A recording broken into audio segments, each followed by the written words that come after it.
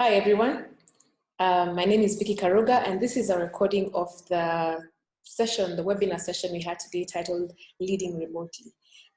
This session might be slightly different from what was in the morning because this is not the live recording, but this is a recording of the material that we presented. We lost the previous session in the cloud somewhere. But what you will get is exactly the topic of leading remotely and what information we shared with other participants. So you might miss out on a few things from the panelists, but you're very welcome, and I hope this is of value to you as well. So let me share my screen. So I'll start by introducing Genos International, who is our partner when it comes to emotional intelligence and most of our courses based on resilience, stress management, leading with emotional intelligence, developing engagement in your people. We partner with Genos because they're a world leader in the topic of emotional intelligence. We call it applied emotional intelligence because we're looking towards the behaviors that inform, that guide, that people with emotional intelligence exhibit, and this is what we want to teach. We're represented all over the world, Kenya included, and we have several practitioners who've been certified by Genos International. These were the housekeeping rules, and this session was facilitated by me with Derek Banga moderating, Josephine Kimai and Mary Mokinja being panelists. At this session, we are going to look at the neuroscience of emotions, just a small snippet, because we've been talking about this in the various webinars that we've had, actually only 2 other webinars, and we will touch on it and see how leading a remote team in a rapidly changing and uncertain environment impacts on our emotions. We will also look at the challenges associated with leading a remote team, and we will explore a range of tips, tools, and techniques that overcome these challenges. And then we'll give you a chance to develop an action plan.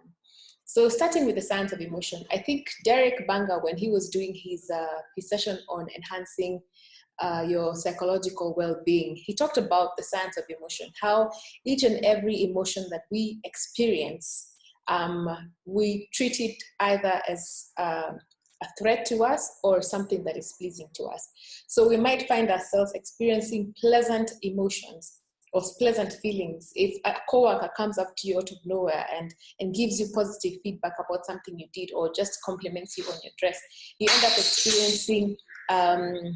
experiencing pleasant feelings, and this broadens the way that you look. I mean, you might even have a bounce to the way that you're walking. Suddenly the world shines and there's so much possibility. But if, on the other hand, another coworker happens to bump into you on the corridors and you have an exchange of words, something very unpleasant, the feelings that you feel are a bit more towards maybe frustration, and you might end up feeling a bit worried of your surroundings, and unpleasant feelings unfortunately tend to narrow and limit us. And that is because when we perceive something as a threat, we tend to focus on how to survive, and that's how unpleasant feelings end up limiting us, so to speak. And so we see that every single day we are experiencing emotions, whether we're aware of it or not, that are affecting the decisions that we make, affecting the behavior that we display, and definitely affecting productivity. If you put someone in a state of reward, in a state where they feel pleasant, they're more likely to feel engaged in whatever they're doing than when they feel threatened.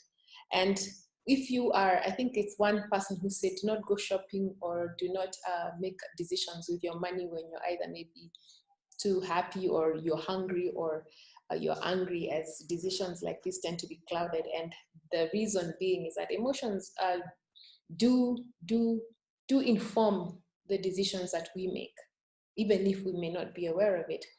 And in this time of rapid change, deep uncertainty, and loss of control, we can look at some of the things that are playing out.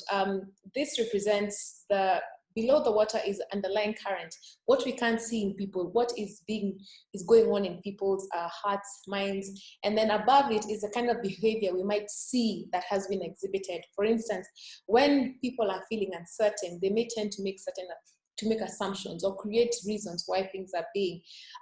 When people are uncertain about this lockdown and how long it will be, you'll find yourself saying, judging from what I think or what I see, I think it is safe to say that this lockdown could go on for the next 6 months, or for the next 12 months, or for the next 1 month. All those are just assumptions, but we're making them because we want to give ourselves a little bit of certainty. So in an uncertain environment, what the behaviors you might see are people making assumptions. When people are a bit stressed, you might not see the stress, but you see it manifest in behaviors such as aggression. I also like to say that some people get stressed and they also intend to pull back and regress. And when you're feeling anxious, you might be reactive to everything. I was giving an example where I walked into a friend's place, and the first thing they asked me is, sanitize, have you sanitized? You put on your mask. So it's always reactive because they're quite anxious. Where are you from? Who have you met? So when you're anxious, you might tend to be a bit more reactive than normal. And even when you're worried, then you focus on a problem more. You don't focus on the broader picture.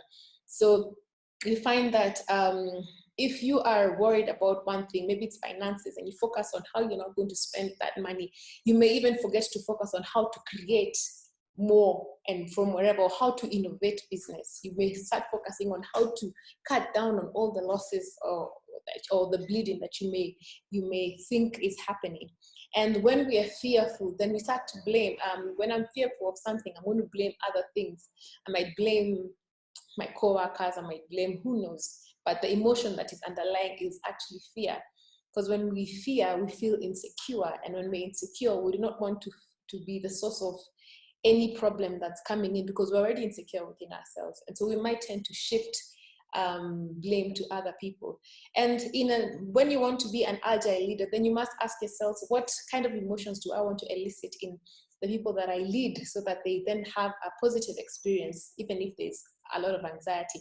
I mean, a lot of the polls we've been doing, the first thing that comes up is, I'm anxious, I don't like this uncertainty, and all those things are still there. But as an agile leader, what can you do? I mean, you can create purpose. Create purpose by setting short-term goals for people to get to. So then you create purpose in them, and you find that they engage more with each other, with you and one another, because they have something that they're working towards. And then when you make them feel valued, when you make someone smile, when you make them feel that they're listened to, then they tend to care for others even more, because as I pointed out to security earlier, they tend to feel a bit more secure. And then when you create an environment that is informed, that people are receiving the information that of what is going around, and it might even mean that you're saying you don't know. I think Derek Banger said something like, if you're going into a meeting with your team and you already expect certain questions to come through because of certain things that you've seen or currents, then go prepared. Go prepared with everything from the company statement, mission, vision, and present all that the company is saying. If you're representing what maybe management has put together as a way forward, so come prepared. Anticipate problems or anticipate questions. So then you give full information, and then you leave people with enough information for them to start looking for solutions. I mean, it's difficult when you ask someone, so how do you see us guys playing out? Do you see us having jobs? And you say, I don't know. So everyone starts making assumptions. But if you tell them, we've decided as a company, give them information that this and this is happening, then they start looking for solutions and no longer in that limbo of lack of knowledge. And then when you empower your teams, when you give them the safe place for them to fail, they start to innovate. They start thinking of other ways that you might be able to find a solution, focusing on what else can we do. Rather than conserve this energy, how else can we tackle the problems that we're seeing? And for them to innovate, they must feel empowered, and they must feel, again, valued, and their opinions valued. So we did a short poll earlier on, and where you said that the most significant challenges in leading your remote team was understanding their well-being, finding out how they were, and then the next one was productivity, how to ensure that they were actually you were getting what you wanted out of the teams, that goals were being met. And someone also said something to the fact that, how do you even predict what amount of productivity you expect within this period? Do I expect 60%? Do I expect 70%? So there's that uncertainty around the productivity itself, what you're achieving, and then there's also the well-being of the people. And so that brings us to every single question that people asked on the poll came down to two things: the what and the how. you as a leader, you have to know what is it that you are expecting, the goals, the tasks, the things that are tangible. But then you must also be aware of how then are you getting these things done. And that is a space I think we're going to explore today, because we sort of all know what needs to be done. We know pretty much what's mapped out, but it is the how that we find ourselves sometimes struggling, especially because we are leading remotely. We are no longer in, I called it the command center, the office where you can sit at each and every person's desk, or you can go around and see what guys are doing, or you can tap in and feel the vibe. You're no longer there. You're far removed. So how do you handle that remote distance and be able then to bring people to a point where they're actually being productive and engaging in the work that you have? And so the first thing that we talked about is the ladder inference. This model has been there for some time. I think it's from the 1970s, and there are various models that have been given, that have come from this particular model. And we will share a video later on that gives the ladder of inference more detail. And it was by a Greek guy called Chris. I think Chris, I can't pronounce his second name, but you can look it up on the internet. It's all there. And so he gives us a process, a step-by-step process with which we form our assumptions. And this happens really, really, really fast. So you might not even be aware at this particular moment that this is what actually happens. So we're presented with this pool of data, whatever it could be, that we observe. But because of our beliefs, we actually select the data we want to receive. We probably select 50% of it and then leave out the other part that we cannot assign meaning. And we assign meaning to that particular data we've received. We make assumptions on it. We draw conclusions, form a belief, and then take action. And I'll give you a simple example. Case in point, I invite my friend Mary and I tell her, let's meet for a cup of coffee at Yaya Center at this particular time. And 5 minutes to, because I like to keep time, I'm there waiting, and at 10 o'clock, I'm like, okay, fine, Mary should be working anytime now. At 10:05, she's not there, so I'm observing the data. At 10:10, she's not there, so data is Mary is not here. At 10:15, I'm really starting to get angry. I've tried to call on her mobile phone, she's not picking.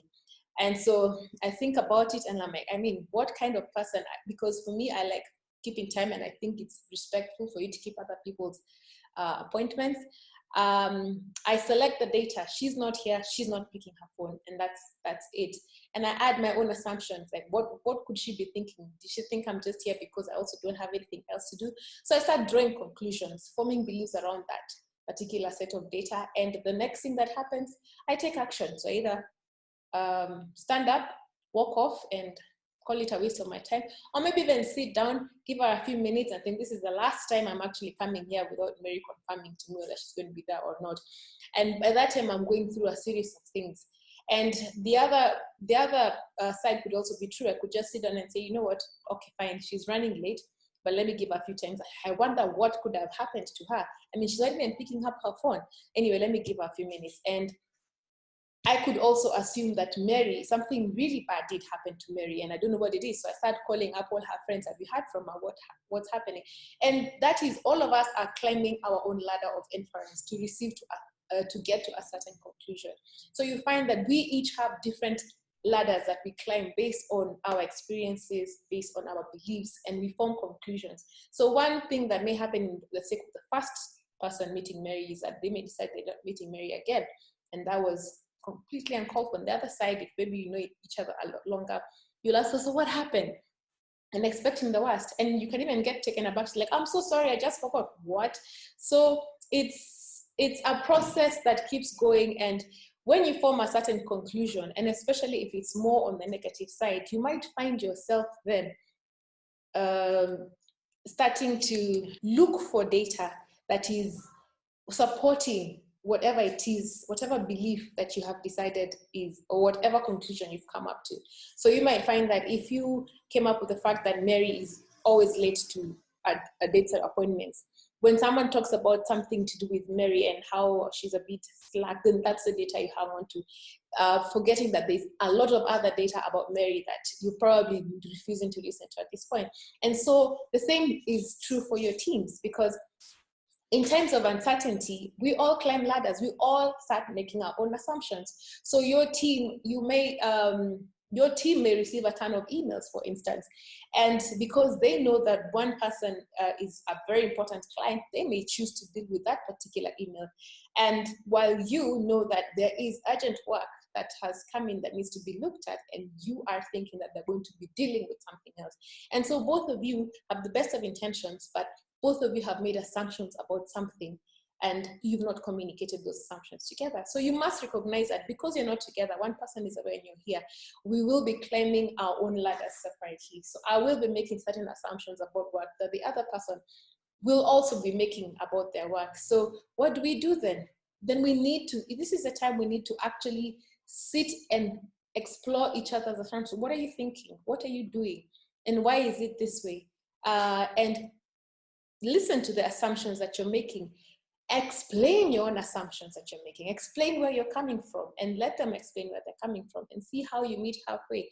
One thing from the comments that we got from the chat today is people saying, how do you, we're finding that children, parents and people with children are getting a little bit more slack than people without children. I think perhaps that's it. That is an assumption. And you'll find that most families are working more in the night. And it could be that, yes, some are getting slack or not, but having that discussion is when you start understanding what's really happening with people. Because when you create that wall, is when you climb your ladder much faster. There's nothing to break the ladder in between, the forming of beliefs. There's nothing to break that. So you climb your ladder and you live up there. And what that brings is now, it becomes a point of conflict.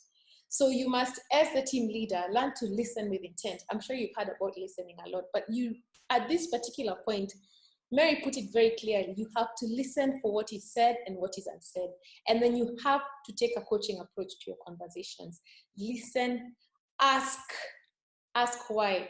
Why is it that things are not being delivered? Are you hitting a hard wall because the person that you're expecting to give you so much work is actually undergoing a lot of stress back home because of the things, the sheer fact that there's so much to do at home?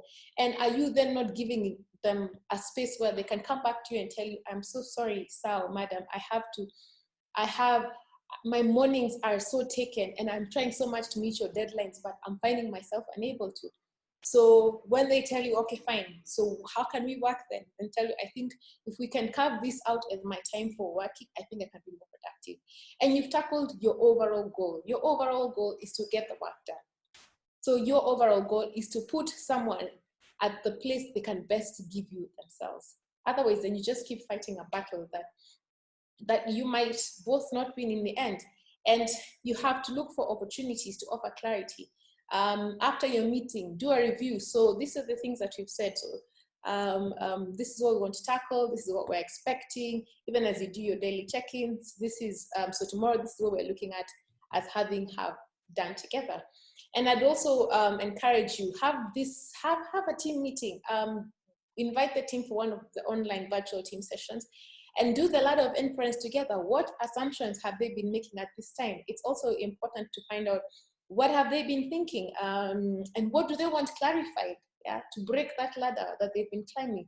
What do they want clarified? What information do you need to share with them so that they can then start leaning their ladders towards your own ladder and you're working more together and more cohesively. So just ask yourself at these times, how many ladders have you seen people climb? And I think one of the comments that came up a lot was the ladder of people getting married. I mean, people who are married with children seeming to have less work. The ladder of people assuming that others will not get anything done because they have so much, they only get 60 to 80. Whereas one of our coaches, Damaris Lilet, shared with us that at her organization, they saw productivity shoot up. It allowed people to focus more wherever she's working than they ever did before. So some of these things are assumptions. Maybe I'm not going to get the most out of my team when they're away. Maybe you just need to establish the protocol and the boundaries within which you're going to work, and you'll be amazed at how people can bring their very best self to remote working. So another thing that we talked about was, do you understand the personality of the people that you are working with? What drives them, their preferences? So you might, a lot of people who are in the corporate world have done probably very many personality assessments that all over. But personality assessments are great in that they help you understand you, what drives you, what your priorities are, what your preferences are. I like putting this in a very simple way. I think most facilitators do. When I ask you to cross your arms, you cross your arms. And if I ask you which arm is on top of the other one, well, for me, my left arm is on top of my right arm. And that's just how I cross my arms. So try and do it the other way. So I try and do it. Take me a bit more time, being a bit more dramatic as well. But it's not that I can't cross my arms that way, but it's a bit uncomfortable. I really don't like it. But I mean, this way, I don't even think about it. And that's the same thing about our personalities. It's not that we cannot do the other personalities, so to speak, but there is a way that we're comfortable. It's our zone. It's how we've cultured ourselves to tackle the world, yeah. And as you know, everything is always in your mind. So it's how you've set your priorities. And so if you haven't done any personality assessment tools, you could, they're quite pricey if you really want a good one, which gives you a lot of data, because it gives you a lot of data on people. But you could opt to go and do an MBTI or one of the free 16 personality assessments online. But basically, what if we can give you a very short version just for this particular topic, what we're trying to find out is two things about people that tend to drive them. One, their need for control, and then two, their need to affiliate with people. So do they have a high need for control? Do they have a low need for control? Do they have a high need to affiliate with people? Do they have a low need to affiliate with people? And so you will find, I hope you have a pen and paper wherever you are. If you can draw this axis, these two axes, the horizontal and the vertical, just the same way it's drawn. At the dead center is 0. So there's a number 0 there. And then you can space out 1 to 10 on either side of the horizontal axis and on either side of the vertical axis. So you can do that for half a minute.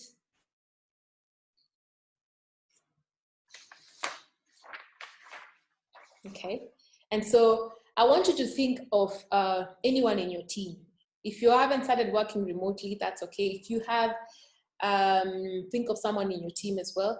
And I want you to look at the vertical axis only. So in that vertical axis, do they have a need for control or they don't?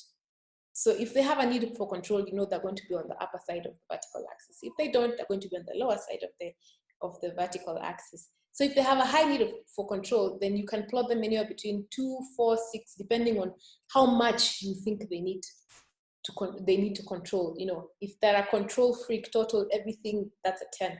On the other side, if they are not, well, you know, let it flow, let's go along, that's number 10 on low need for control. So put a circle on where that on the number on the axis. And then we move to the horizontal axis. Again, do they seem like they have a high need for affiliation with people? Are they always with people, relationship based? And on the other side, do they have a low need for, are they autonomous? You don't find them going out of their way. So decide on which side they fall. And then based on that, then decide, are they on the 2, the 4, the 6, the 8, the 10? If they're always recluse somewhere, alone, remote, somewhere, put them on the 10. And then that should possibly be your extreme. And on this other side, the party animal lovers, the people who are always with people, the ones who come and chat you up even when you're deep down buried somewhere, put them on the 10. So what you will have is on the vertical axis, you can only have someone scoring on one side, either up or the bottom, and they cannot be at the 0. So they'll either be at the 2, the 4, the 6, the 8, or the 10 on either side, not both sides. So they're either up or down. So there could be an 8 on high need or a 6 on low need. That's what you'll find, you've circled. And on the horizontal axis, that is also the same. So they're either on low need or they're either on high need. And then you put a circle around where you think they actually lie. And after that, then I want you to draw a a horizontal line along the vertical axis. So don't look at my box, but just take wherever you put the circle, draw a horizontal line across it. And then the same thing with the horizontal axis, the vertical axis, draw a horizontal line. The horizontal axis, draw a vertical line. And then where they meet determines which quadrant they are. They're either on between the red and blue, or they're between the blue and the purple, or between the purple and the orange, or the orange and the red. So these are the quadrants as we found them. And so the high need for control with the high need for affiliation, that's their red quadrant. And then the low need for affiliation, high need for control, low need for affiliation, the red quadrant. The low need for affiliation, the low need for control, the blue quadrant. The low need for control but the high need for affiliation, you get the purple quadrant. And then the high need for affiliation and the high need for control, you get the orange quadrant. So find out, just take a moment to see where the person that you're mapping out actually lies. And this is an exercise that you can actually do with your team as well. Find a time where you have a virtual team building. It's actually really useful. Part of the things I've also found with this leading remotely is that you can get very transactional. So the meeting is, yes, what have you done? What are we doing? And unlike in workplaces where we go around saying, hey, how are you? And having a bit of chit chat, that is getting a bit removed because we are touching base only when we need to touch base on what we're working. So creating things like this, virtual team sessions where you're going through something like this, or just discussing about other issues, or having a virtual happy hour that's been going around the world, virtual happy hours or something, hangouts, is a pretty good way of now tapping into the other side of the how, of how are people doing and not what are they doing. And so if you map someone out on the red, then you will find that they are self-confident, fast-paced, they act with a sense of urgency, they're task-oriented, quite competitive and practical, and what they will respond to positively. Remember, looking back to the science of emotions, what we want to create is an environment where people, as much as possible, because it's not possible all the time, as much as possible, have an environment that is pleasant enough, or that you're trying to create a safe space where they can reach out and be able to share with you ideas. So if you have someone falling down in the reds, you must understand that they don't want you to beat about the bush, they want you to be direct. They're very task-based. So I mean, like to-do lists are like a PlayStation game to them. Tick, tick, tick, tick, tick, moving on, tick, tick, moving on. So you'll find that they're very task-oriented. They want everything clear. They don't want you to check up on them each and every single time. That doesn't mean you don't do the daily check-ins, which is best practice for leading remotely. They want decisions made, they want clarity, and they want to see the progress. And they also want to weigh in and make decisions. They want to tell you what they think and they want to be heard. So you'll find that that's how you can possibly give them the support that they're looking for. And then on the other side, high need for control and high need for affiliation, to be with people. You find those are the people who talk a lot. They have a lot of words in a given day. I think they have words both for the guys who have no words. And they're very enthusiastic. They're very, their one talent is enthusiasm. They generate the team. They can be very possessive, and they're people-oriented, animated, and sometimes emotional. And so they will respond positively to when you give them opportunities to explore ideas. They're very creative, so they want to see the pros and cons. They do not like things going slowly. So how are you going to support them in that as when you're carrying out task allocation or when you're looking at the work to be done? They want positivity. I mean, they want regular meetings. They want to touch base. I mean, they need to be with people. So they want regular check-ins. They want to talk to you. They want to pick up the phone. They want to talk to you. They want a chance at new opportunities to explore. They might not be the ones who finish the work, but they want to explore the new opportunities, and they want to express themselves. And they're very good at collaboration. So they will reach out to team members and talk to them. Whereas you find that the people we looked beforehand it might not come naturally to them to reach out to people. And it might be something that is that is a bit draining. You must also understand for some people, some things are also very draining. It's just like asking this group to sit down somewhere alone with no one to talk to. It's a bit draining for them as well. And so you have the other group, and these ones are the calm ones. They have a low need for control, but they have a high need to be people. And so they'll offer support. They might be reserved, but they have a lot to say as well. So they will not readily put out their hand out there and say, I have something to say, but they do have things to say, and they see things. And if you want the very best out of them, you have to draw them in a way that they feel comfortable and they feel appreciated. They're very dependable and very procedural because they love collaboration.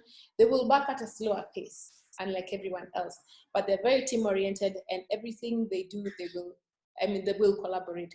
They expect your regular feedback. So you might be a red and just churning out work, but you're forgetting to give them feedback. They expect feedback on work, on how they're doing. Are they doing great? Whether do they need to slow down a little bit? What have they done wrong and why? So giving them regular feedback, giving them your support, your reassurance and guidance goes a long way into making them enjoy the work experience they have with you. So they do not shy away from having a close working relationship with you, even if they're reserved. They will not come and pour out their whole life in front of you, but they will enjoy having that close contact as they go along. And then you have the other ones, the serious ones, the conscientious ones, accurate, serious, orderly. They're very sensitive even if they don't show it. They do not show the emotional front. And they're cautious and a bit of a perfectionist. For this group, I tend to say deadlines are a mention, are a perhaps, because of the fact that they like everything to be perfect. So perfection comes before meeting a goal. So you might need to work with them to find out how that ties in with the tasks that you've given it out.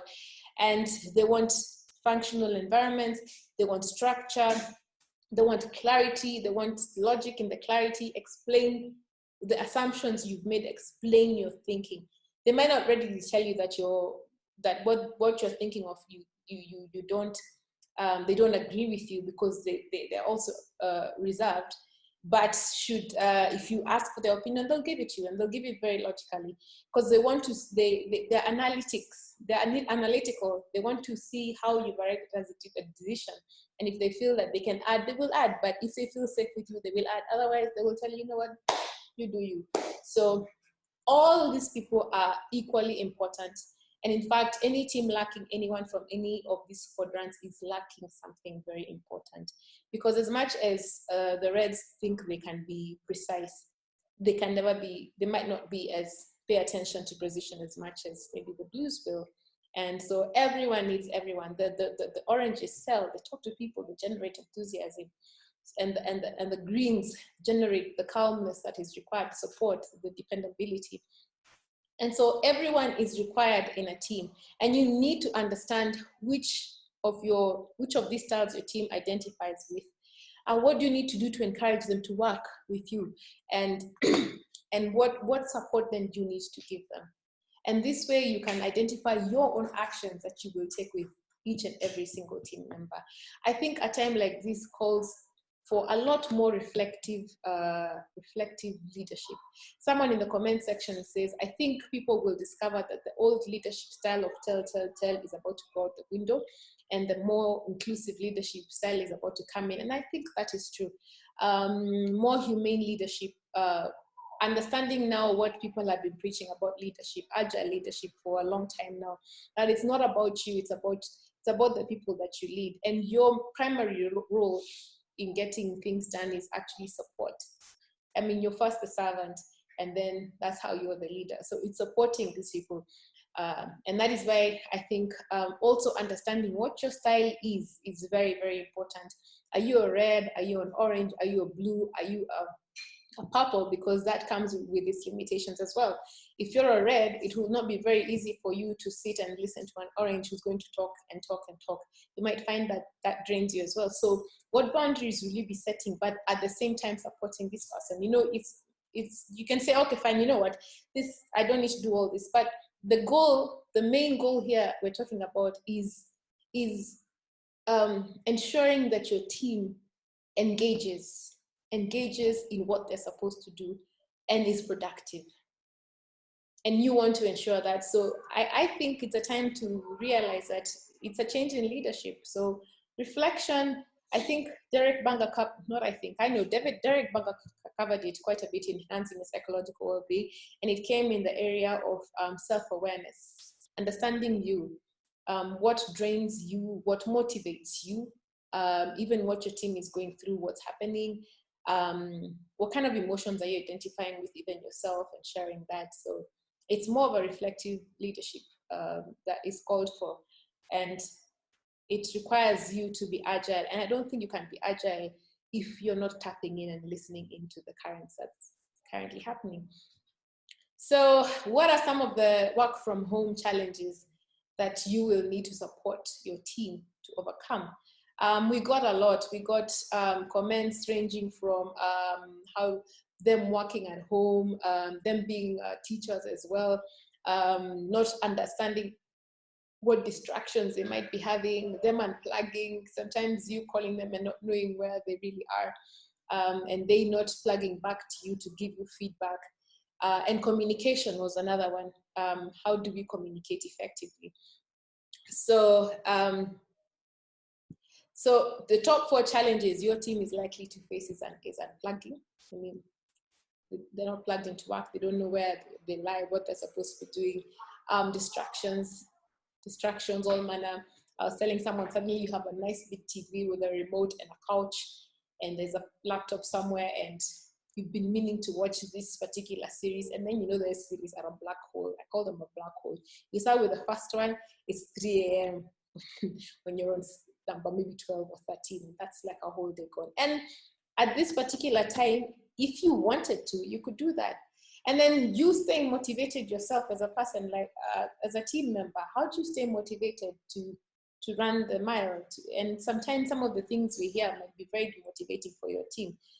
Someone shared in the chat box, I don't know if we're going to get laid off. Some people got laid off in March. I don't know if I'm going to get laid off. So how do I stay motivated as me, knowing that I'm in that gray area? Yes, I'm rising up to work every day, but I'm not very sure of what's going to happen to me tomorrow. So how do you motivate them? And then how do you keep effective communication going? Effectively, I think some of the things that we were getting around the challenges they've been having with when we took a poll was not getting full productivity.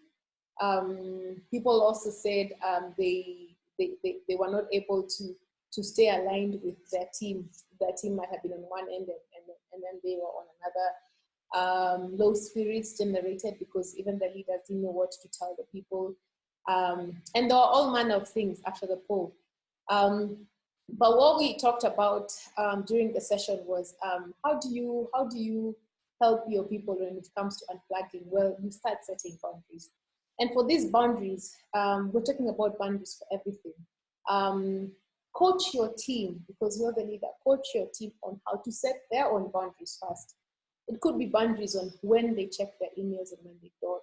It could be boundaries on when they're going to social media. It could be boundaries with their family if they're in that kind of setup. There are all sorts of boundaries. It could be boundaries with you. What boundaries are we setting together? And so boundaries have to be established. Someone may come to you because this is the time to create that safe space for people to actually talk to you and tell you what they're going through. You have to listen. This is the time to listen. And the boundary could go something like, I can't log in between 9 and 3. I just can't. I'm everything in this house. And I prefer to work from 3 to whatever other time, because that's when I can give all of me to you. And you might be surprised at the kind of productivity that you actually get. So it could be that listening. I can give you 2 hours in the morning and 2 hours, whatever that is, whatever it looks like to you. That's a form of boundary you set. But the thing about boundaries is that you have to keep reminding yourselves of the boundaries you set. So even as you check in and have conversations, check in on the boundaries. We had this boundary we set and we agreed that this is what was going to happen. And that way then, if you don't do that often, then you run the risk of getting lax with the boundaries. You might even throw them out of the window. And then when something happens that touches on those boundaries that were set, Coming back to where you are could result in another unpleasant experience, a fight, or just something that could have been avoided by being very clear between all of you that these are the boundaries that we have set, and this is what we're sticking to, and this is what we're committing to. The other thing about it was managing distractions. You cannot manage distractions if you can't even name them. So help your team during a team session that you can run virtually. Identify what distractions are they having, or even on a one-on-one session. And then how can they manage them? Coach them to manage their distractions. Coach them to set various boundaries. And then check in on progress. This is, you have to be visible. I remember Mary, I think it was Mary who shared, or Josephine, that you have to be visible. This is a time when you need to be visible to your team. So a daily check-in is a must. Even if it seems tedious, you must check into your team every single day. Be visible, be there for them. Anticipate what's questions. Give them short-term goals that give them purpose, so that when you check in, you're not only talking about the work, you're also talking about the you. How are you guys doing? What's happening? Okay. And so they see you, they feel you, and they see you as their team leader going through exactly what it is that they might be going through. And also learning what is coaching? Go online and see small tips on how you can have a coaching relationship with your team. One of the ways I think that was explored at this meeting is that allow them to come up with their solutions.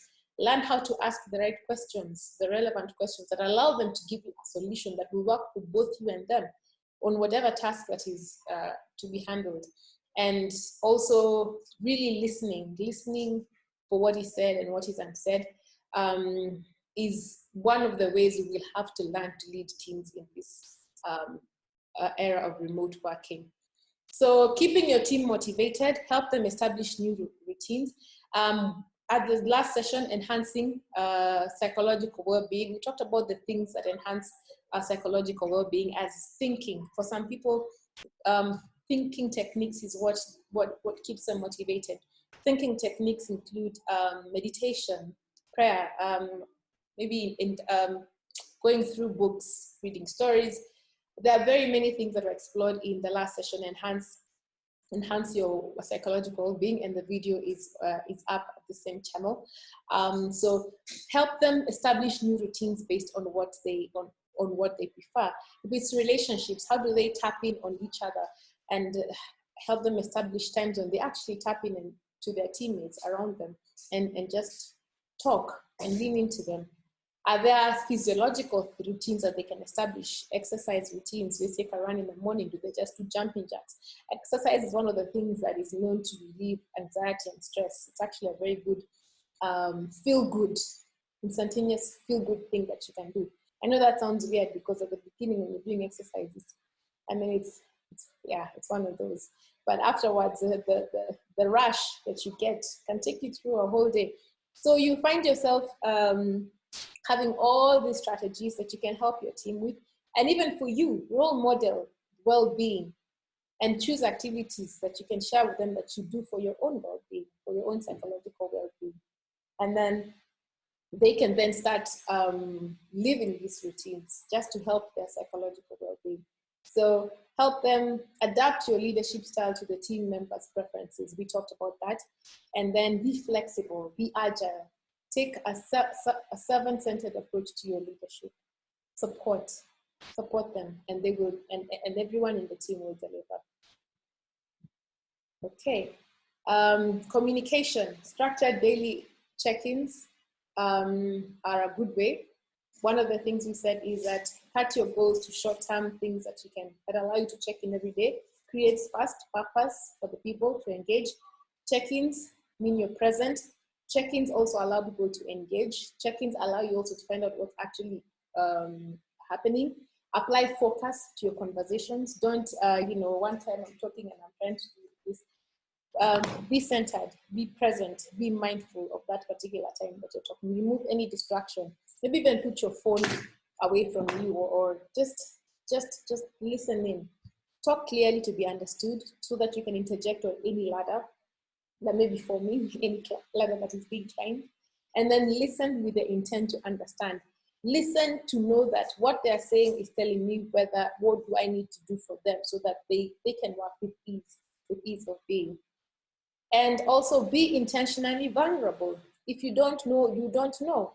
And if you do, well, there are things you've also had to go through. Every single person in this pandemic has had to go through several things.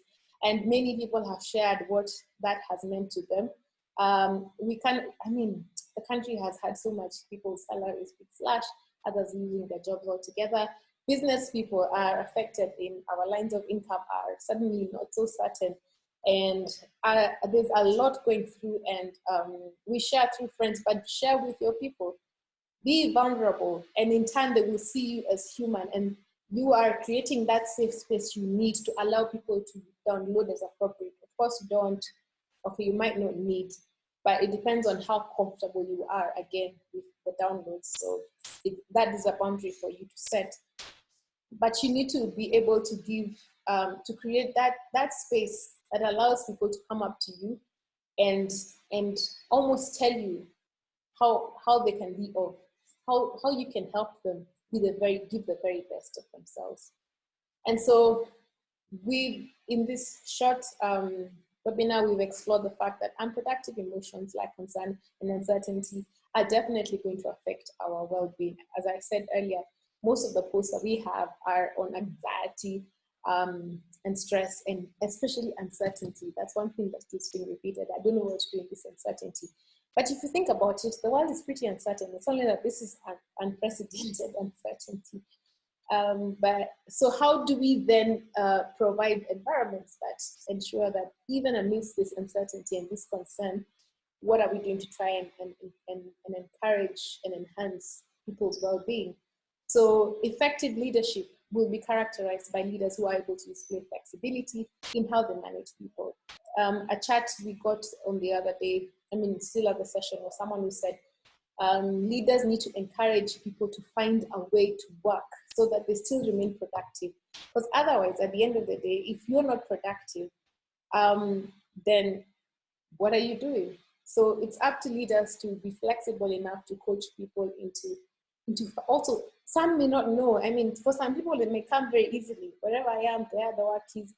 But for some people, you may need to just be a bit more to just provide a bit more support for them to be able to carry out whatever it is that they're meant to do. And you may find that that's the only thing they need.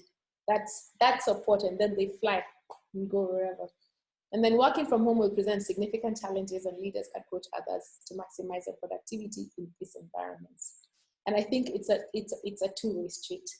It's a two-way street in this particular one. And so you've listened to this session, and thank you very much for your time. I hope you found one or two golden nuggets that you can look into and share with your team. This is not a one-size-fits-all conversation. It is meant to also probe and give you a platform to ask and reflect. And there may be other things that you can tap into. Review what you've been doing, see what works, and just be able to come up with something that helps you be a more effective leader, leading remotely and away from the office. This particular session was also sponsored or helped by Genos International. As I said, leaders in emotional intelligence. We like to say that emotional intelligence, or Genos, is game-changing for business and life-changing for people. And I'd like to thank Derek Banga, who is a moderator. Derek, you can reach Derek Banga at that's his email address, derek@publicimageafrica.com. I'd also like to thank Josephine Kimai and at josephine@vitalsolutionsafrica.com. And I'd also like to thank Mary Mokindia, who's at coaching at marymokindia.co.ke. So they all did a great job at facilitating, and if you want to reach out to any of them, those are their contact details. And should you want to contact me or profiles as well, you can find us at info@profiles.co.ke, and our hashtag is @profilesEA. Should you want some of these sessions to be run at where you work and for your teams or other teams in general, feel free to reach out to any of us, and we can see how we can arrange to do that. For now, I wish you well and have a happy Easter weekend, and take care. Be blessed. Bye.